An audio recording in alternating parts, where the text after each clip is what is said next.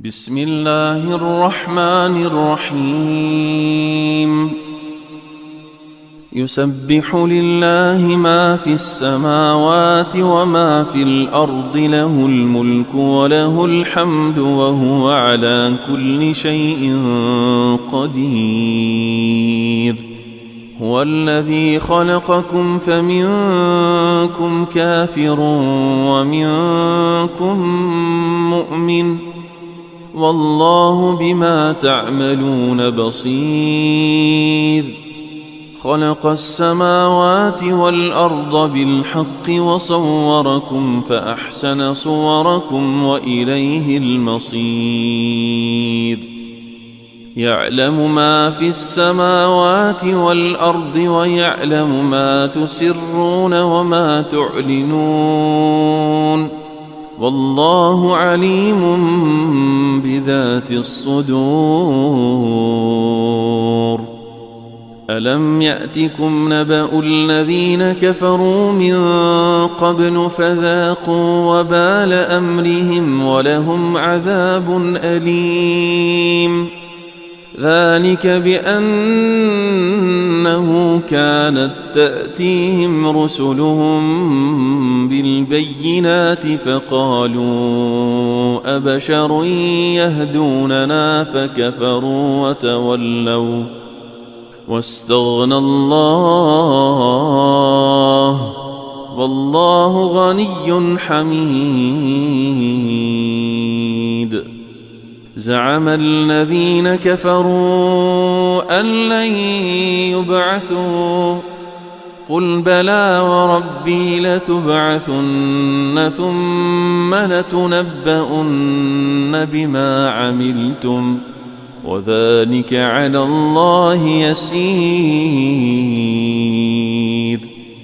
فآمنوا بالله ورسوله والنور الذي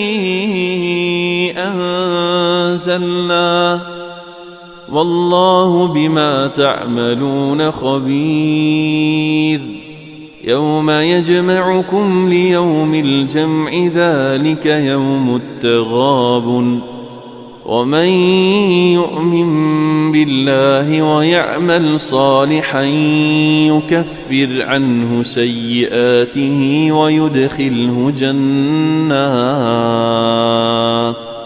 ويدخله جنات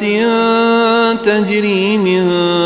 تحتها الأنهار خالدين فيها أبدا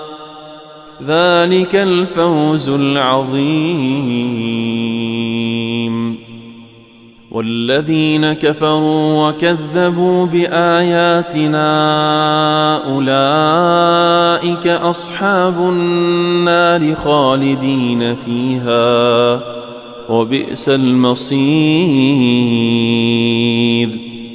ما أصاب من مصيبة إلا بإذن الله ومن يؤمن بالله يهد قلبه والله بكل شيء عليم وأطيعوا الله وأطيعوا الرسول فإن توليتم فإنما على رسولنا البلاغ المبين الله لا إله إلا هو وعلى الله فليتوكل المؤمنون يا أيها الذين آمنوا إن من أزواجكم وأولادكم عدوا لكم فاحذروهم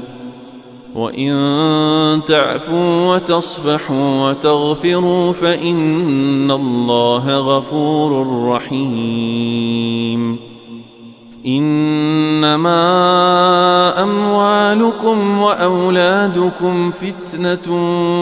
والله عنده